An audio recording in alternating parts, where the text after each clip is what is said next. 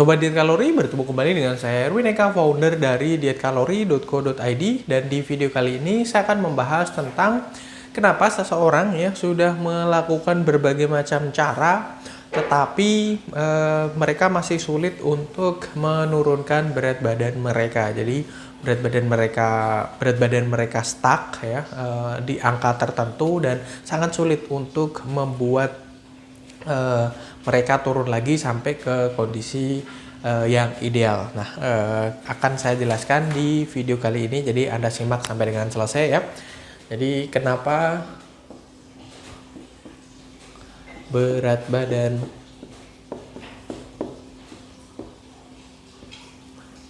sulit turun? Nah, yang pertama yang perlu kita pahami ya, cara sebagian mayoritas orang untuk menurunkan berat badan. Yang nomor satu tentu saja adalah diet. Dan diet ini banyak sekali yang mengalami kekeliruan pemahaman. Jadi diet yang mereka lakukan adalah menghindari, ini beberapa jenis diet ya yang lazim kita jumpai di kehidupan sehari-hari. Mungkin kalian salah satu yang menjalani di antara program diet semacam seperti ini. Yang pertama yaitu program diet yang memilih jenis makanan tertentu ya. Jadi misalnya katakanlah kalian mengurangi karbohidrat dan memperbanyak protein misalnya, dan tanpa peduli misalnya unsur makanan kita ya atau makronutrisi ya, itu ada karbohidrat, ada protein, ada lemak gitu. Nah, dipilih salah satu. Atau mungkin diet yang tidak berfokus terhadap makronutrisi ini tapi terhadap kandungan gula ya, menghindari manis ya minumannya, makanannya juga seperti itu, menghindari nasi putih misalnya yang terlalu manis, roti atau ubi-ubian atau apalah, buah dan sebagainya misalnya, atau menghindari garam begitu. Ada yang menghindari daging begitu. Nah, ada yang semacam seperti itu ya.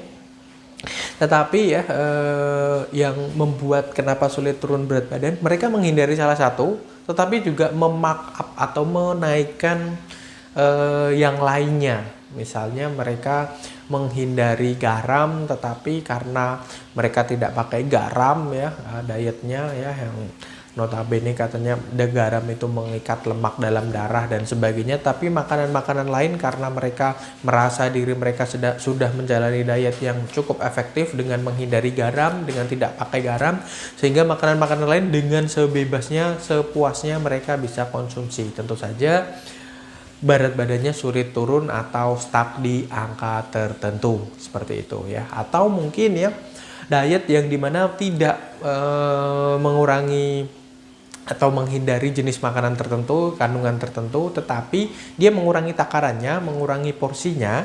Hanya saja porsi atau takaran ini ya mereka salah gitu. Jadi makanan beratnya misalnya separuh dari sebelumnya dan sebagainya gitu ya, dari beratnya atau dari komposisinya, cuman fokus utamanya tidak sesuatu yang seperti yang kita kembangkan di diet kalori, yaitu kalorinya. Itu yang paling penting gitu. Jadi bukan masalah takaran, bukan masalah berat, bukan masalah berapa sendoknya, tetapi ya jumlah kalorinya seperti itu. Percuma kalau misalnya makanannya kecil tapi digoreng, minyaknya tinggi, tetap aja kalorinya akan tinggi sehingga mengakibatkan berat badan mereka sulit turun. Jadi diet yang dimana fokus hanya katakanlah bahkan sampai tidak makan berat tapi ngemil, dan camilannya itu gorengan atau sesuatu yang mengandung kalori tinggi, ya percuma gitu. Itu salah satu poin pertama dari kenapa banyak sekali orang yang gagal untuk sulit berat badan. Terus kemudian selain diet ya, ada hal juga yang sangat lazim dilakukan ketika orang ingin menurunkan berat badan, yaitu olahraga. Nah, saya tidak menafikan bahwasanya olahraga itu cukup penting dan bagus sekali. Kalau Anda mau rutin berolahraga akan sangat saya support. Cuman begini, kalau niatan Anda untuk menurunkan berat badan dengan cara olahraga, tetapi Anda tidak mengimbangi dengan mengatur pola makan, mengatur asupan kalori ya, maka akan sangat sulit untuk turun berat badannya. Akan sia-sia olahraga yang Anda lakukan, kecuali olahraga yang Anda lakukan sangat-sangat durasinya sangat panjang atau notabene yang memang Anda mendedikasikan diri Anda untuk berolahraga setiap harinya minimal 2 jam dan sebagainya. Kalau seperti itu mungkin olahraga akan cukup efektif. Tapi saya yakin Anda olahraga yang kebanyakan dari Anda yang menonton video ini ya, yang notabene bukan atlet, olahraga di sela-sela kesibukan mungkin sekitaran 30 menit sampai dengan 1 jam, seminggu 3 kali dan sebagainya, dan biasanya hanya jogging dan sebagainya.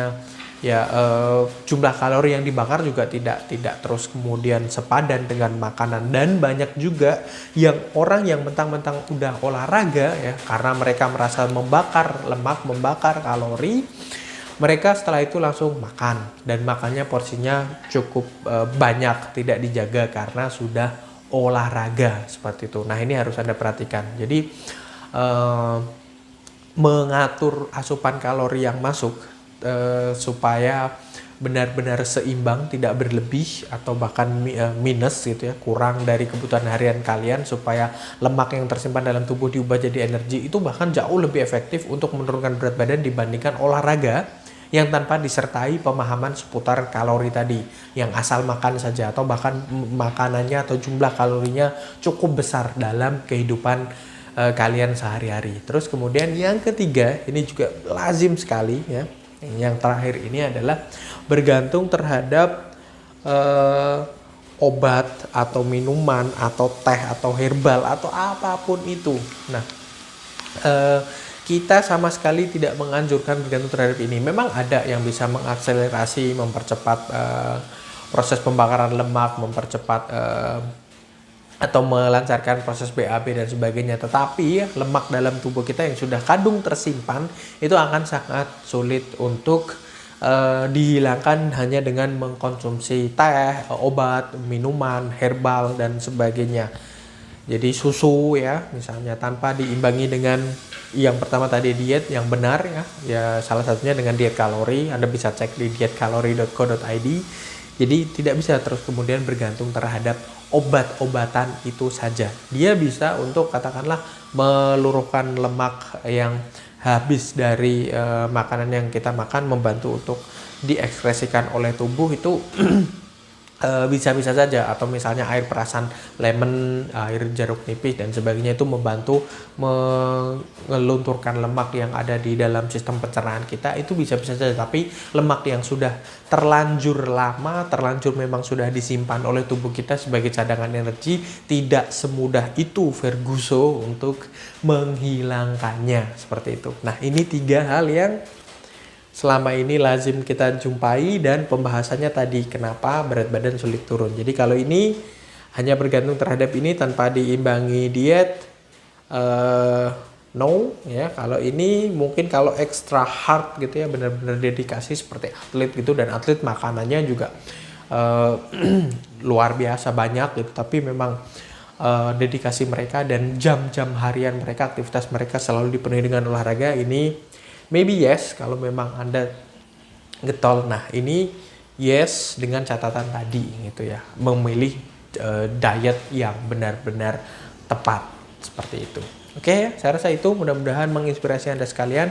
Jangan lupa like, comment, and share, terus kemudian subscribe YouTube channel ini, dan follow juga sosial media kami yang ada di bawah ini ya. Ada Facebook, Spotify, Instagram, silahkan di follow, dan sampai bertemu kembali di video-video kita berikutnya.